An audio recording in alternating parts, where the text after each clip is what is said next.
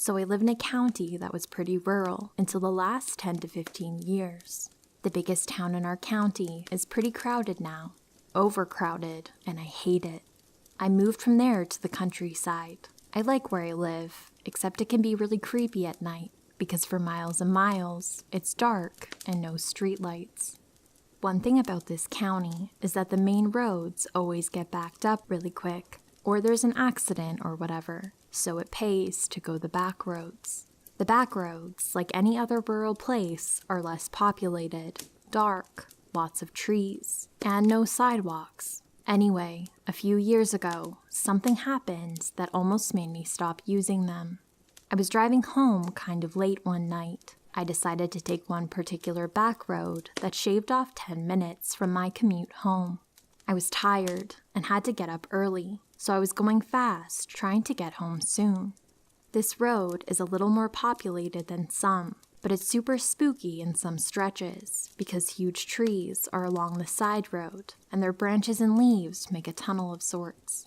So I'm zipping through and round a curve. Up ahead, I see what I thought was a giant garden flag. You know those flags that people put up in spring in their yards? Well, I thought it was a weird flag because it seemed like it was fairly tall and large, and it was in the middle of the road. As I get closer, my headlights hit it, and it's not a flag, it's a person, a lady.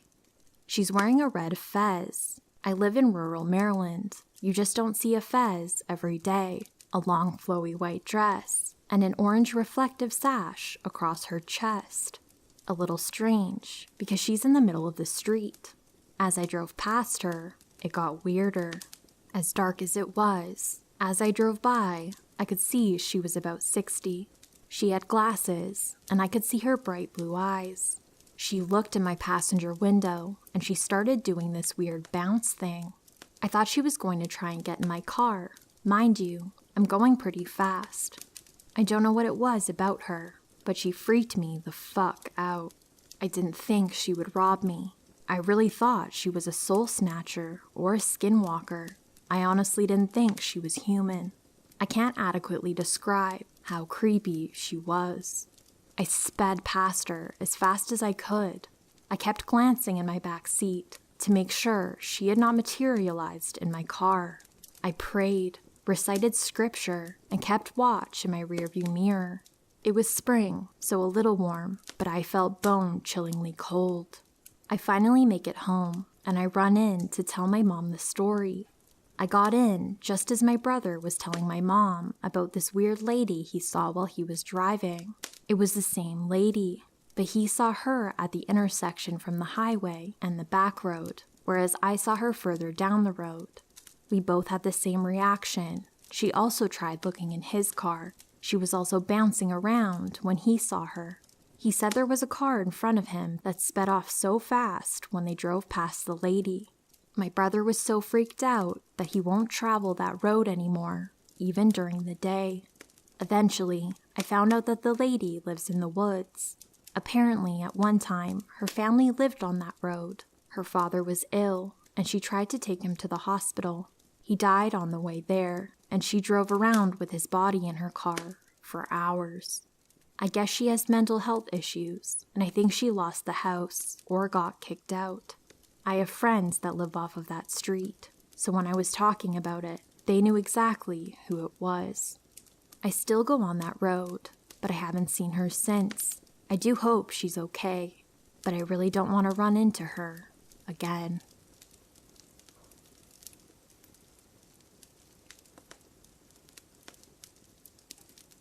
I don't think I've ever told anyone this before.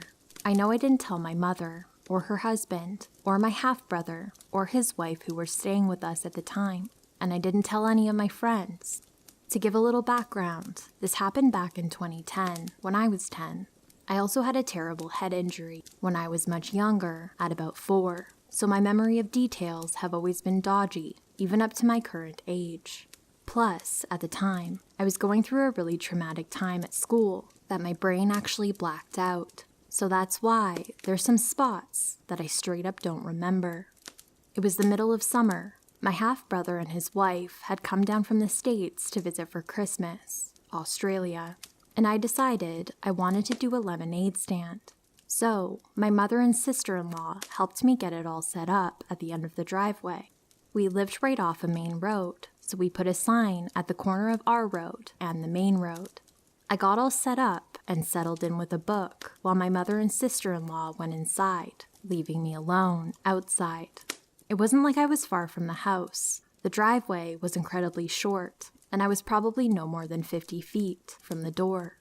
It went well. I made about $20. Someone down the road was having a party, and they forced all their friends to go down and buy lemonade from the sweet kid down the block. However, right about when I had first started, I think I had only had one lady come by at this point. A tan van drove by. I hadn't seen this van before, but like I said, we were right off a very busy road, and at the end of my road was a very popular park, so there were lots of cars I didn't recognize. Plus, there was a party going on a few houses down. The van was moving slowly, but I just assumed it was because they were looking for the house the party was at, so I just kept reading my book. Another hour or so went by. I was still out there since I was making decent money, and the people having the party were really nice and would talk to me while they were drinking. I was alone at this point, though, and the same tan van drove by really slowly. I got a weird vibe, and this time I looked up at the driver. There was a woman in the passenger seat and another person driving. I want to say the woman was smiling at me, but I don't remember. I do remember, though, that it freaked me out. Something about this woman scared me. When they were gone and out of sight, I didn't know what to do. They hadn't stopped at the house with the party. I could see that house from mine. It was about 5 to 6 houses down.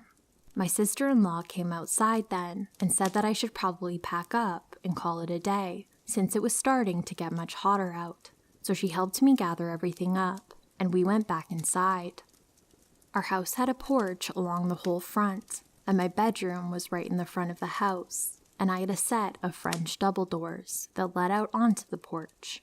I kept them closed and locked, and I actually had my bed up against them, so they were pretty much just glorified windows.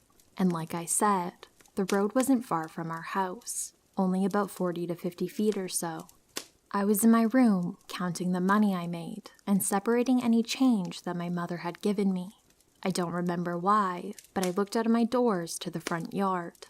Maybe I heard something. Maybe I just got a feeling. But as I looked out the doors, through the blinds, and out onto the road, I was set up with my lemonade stand.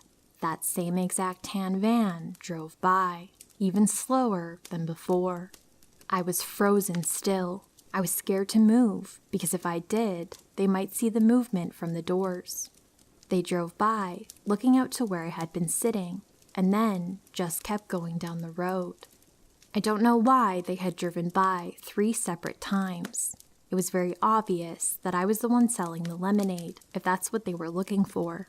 I had a sign right in front of me, and big pictures of lemonade on the table.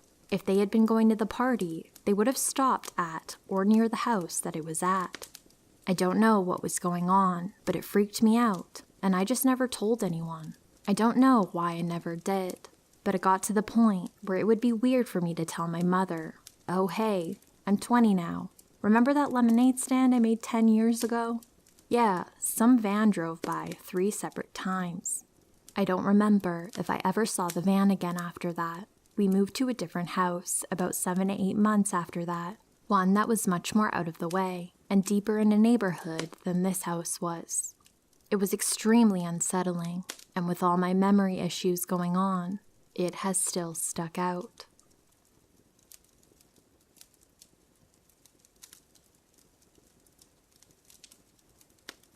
I've only told one person this, and after reading the stories on this sub, I didn't think mine was creepy enough, but I think that's just me convincing myself that it's no big deal, to minimize the memory of it and not think about what could have happened to me. During the height of COVID, I, 20 female, decided to get some fresh air after work and go for a walk at a nearby trail that parallels a side road and a highway. The parking lot for this section of the trail is very small, with only 3 parking spots in the lot. When I pulled in, there was a black Suburban already there in the middle spot, so I parked to the right of it and stayed in my car texting, browsing Reddit, essentially procrastinating my walk. After a few minutes, a man in his mid-30s gets out of the black Suburban and opens the hood of his car and makes multiple trips back and forth from the hood to his truck, seemingly looking for something. Each time, he passes between our cars, and I can feel him looking inside at me as he passes my window. I become uneasy with the man, so resolve to not get out until he's gone. About 15 minutes pass of him continuing to look in the hood of his car, walking to his trunk, and passing between our cars while trying to catch my attention. I avoid eye contact throughout. Now, I was going through something in my life at the time that in this moment put me in the mindset of, I'm not going to let my discomfort of this man get in the way of me living my life, while simultaneously convincing myself that I'm probably overthinking, overanalyzing, and assuming the worst when this guy is probably just a normal guy. After my internal debate is over, I resolve to get out of my car and go for my walk. Immediately after I get out, I asked him if he's having trouble with his car. He says no. My logic in talking to him is to feel him out, to decide whether it's safe to embark on a solo walk with this guy who would see exactly where I went. Mistake number 1. His car had some sort of government tags, which made me more at ease, and I asked about the tags, to which he gave a long-winded explanation I don't remember. He then said, "Can I have a hug?" And I know that this was so stupid of me, but I was so isolated feeling during COVID that I figured that he felt the same and that we somehow recognized that. I was so desperate for human contact, and I said, sure. Very, very stupid of me, I know. Mistake number 2. It's October, so we're both wearing coats. Mine was long and went down to my calves, but was unzipped. When we hugged, his hands and arms went inside my jacket around my waist instead of hugging me outside my coat. Once his hands were in, he quickly proceeded to feel my body down from my waist into my butt. I immediately pulled away and said, "That was weird. I'm going on my walk now."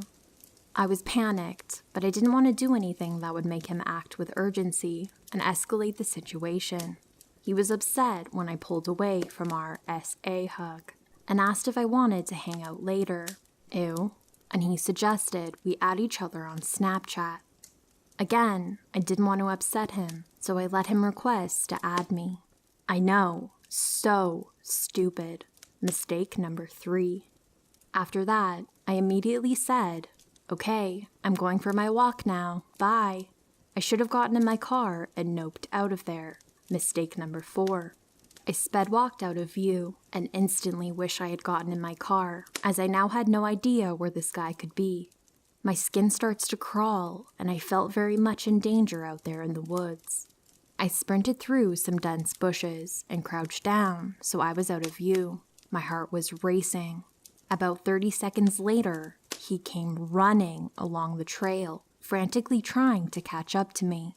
I stayed off the trail and ran through the woods to some thick bushes by the parking lot and stayed there a while to make sure the coast was clear back to my car. Not long after, the man returns to his car, gets in, and turns on the engine and drives down the side road that parallels the trail. He slowly drives back and forth on the side road, turning around and starting over probably 3 times, seemingly looking for me in the points I'd have been along the trail if I had been steadily walking since the time I started my walk. After about 5 minutes of my heart beating out of my chest as I watched this creep search for me, he gives up and turns onto the highway and speeds off in the opposite direction from where he said he lived. The second he was out of sight, I sprinted to my car as fast as I could, and I couldn't believe what had just happened.